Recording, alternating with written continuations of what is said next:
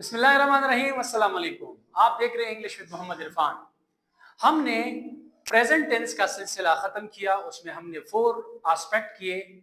Simple यानी indefinite, continuous, perfect and perfect continuous. अगर किसी ने वो लेक्चर मिस किए हैं तो मैं वो लिंक डिस्क्रिप्शन में डाल दूंगा, आप वो देख लें।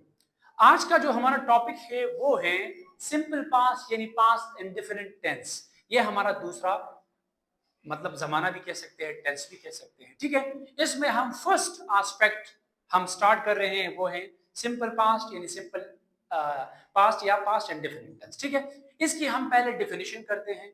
डिफिनीशन के बाद हम फार्मूले की तरफ आएंगे। फार्मूले के बाद हम करेंगे उर्दू जुमले, और उर्दू जुमले वो कौन से होंगे, वो इफर्मेटिव होंगे यानी सादा जुमले होंगे। आज का जो हमारे जुमले होंगे वो सादा यानी इफर्मेटिव जुमले होंगे।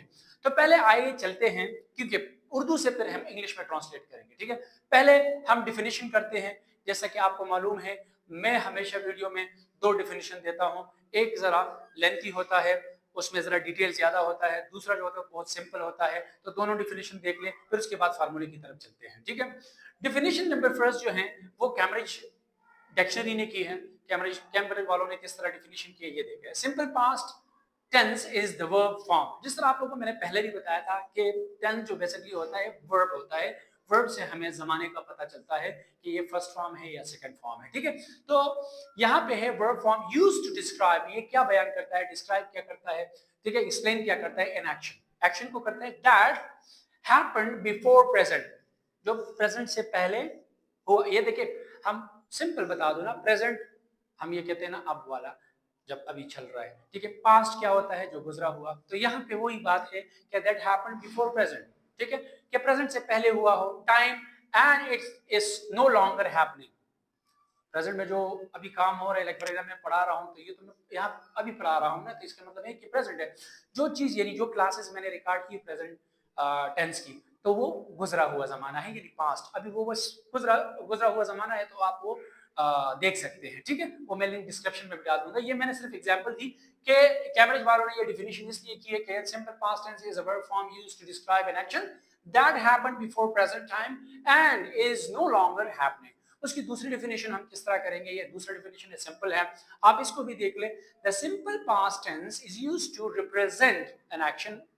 ऑब्लिक मैंने देखिए ऑब्लिक मैंने दिया है कि एक्शन और इवेंट्स दोनों की बात है। इवेंट्स भी हो सकते हैं, एक्शन भी हो सकते हैं। ठीक है, that took place in the past. जो एक्शन है या इवेंट्स है वो टुक प्लेस है ना पास्ट, यानी सॉरी गुजरा हुआ है माना पास्ट में। ठीक है, आइए अब आते हैं कि फार्मूले की तरफ। कि फार्मूले हम किस तरह करेंगे, इसमें क्या आता है, कौन सा वर्ब फॉर्म हम इस्तेमाल करेंगे।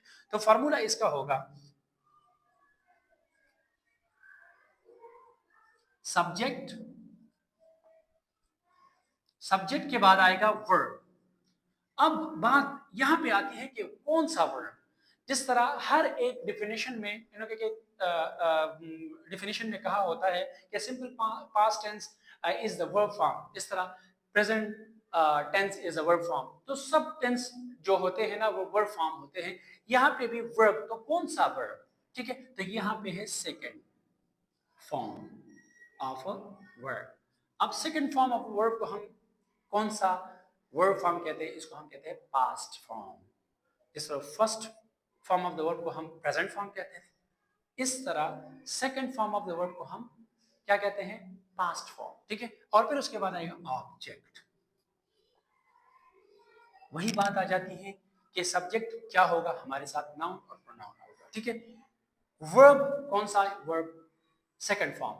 अब बात आ जाती है कौन से वर्ब फॉर्म। इसमें 2 किस्म के वर्ब फॉर्म लगते हैं, रेगुलर और इरेगुलर। ठीक है, लेकिन जब ये मैं इंशाल्लाह डिटेल में पार्ट्स ऑफ स्पीच करूंगा तो उसमें हम काइंड्स ऑफ वर्ब करेंगे, तो उसमें आपको पता चलेगा कि रेगुलर वर्ब कौन से होते हैं, इरेगुलर वर्ब कौन से होते हैं। फिर ऑब्जेक्ट भी हमारे साथ नाउन होगा या प्रोनाउन होगा। ठीक है, अब हम उर्दू जुमले करते हैं। इसमें ये बात नहीं होगी कि जो he she it I you we they, ये जो प्रोनाउन आ जाए तो उसके साथ क्या लगाएंगे, क्योंकि इसमें हेल्पिंग वर्ब की बात ही नहीं है। ठीक है, इसमें डायरेक्ट वर्ब है। ठीक है, तो अब आ जाते हैं सेंटेंस की तरफ, यानी उर्दू जुमला में लिखूंगा और उसको फिर हम कन्वर्ट करते हैं। ठीक है, पहले एक आसान जुमला करते हैं ताकि आप लोगों को समझ आ जाए। फिर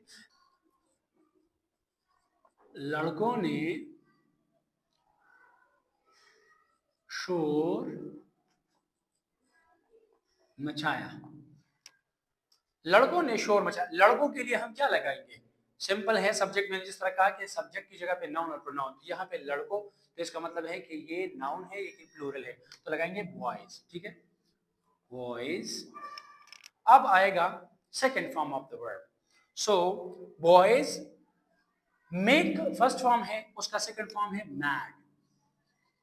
मेड अ नॉइज, शोर को क्या कहते हैं? नॉइज।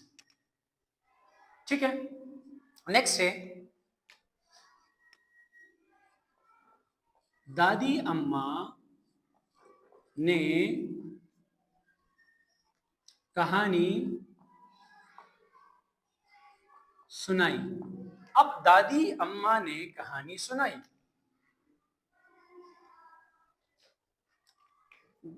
दादी अम्मा फिर से क्या है? नाउन है। सो ग्रैंड मदर, ग्रैंड मदर। अब यहाँ पे दो चीजें आ सकती हैं, दो वर्ब। एक होता है एक्सप्लेन, बयान करना, टोल भी बयान करने को कहते हैं। तो एक्सप्लेन, अगर आप एक्सप्लेन लिखना चाहते हैं तो एक्सप्लेन्ड ईडी लगा देंगे। अगर आप टोल लिखना चाहते हैं तो ये टेल का जो है सेकंड फॉर्म है। ठीक है, तो ग्रैंड मदर एक्सप्लेन या टोल्ड अ स्टोरी। नेक्स्ट है, फॉर एग्जाम्पल है बारिश हुई। ये प्रोनाउन हम लगाएंगे बारिश के लिए, कौन सा प्रोनाउन लगाएंगे? इट। और second form of the verb rain का सेकंड फॉर्म क्या आएगा? रेन्ड, ईडी लगाएंगे। तो इस तरह आप जुमले बना सकते हैं, आप प्रैक्टिस कर ले, इस तरह जुमले बनाएं। उम्मीद है इतना आपको समझ आया होगा। आप जुमले बनाएं, मुझे इनबॉक्स करने में चेक कर लूंगा, अगर उसमें कोई गलती हुई तो मैं उस पर एक वीडियो बना दूंगा। उम्मीद है इतना आपको समझ आया होगा। मजीद ऐसी वीडियो देखने के लिए don't forget to like, share and subscribe my channel English with Mohammad Irfan. तब तक के लिए अल्लाह हाफिज।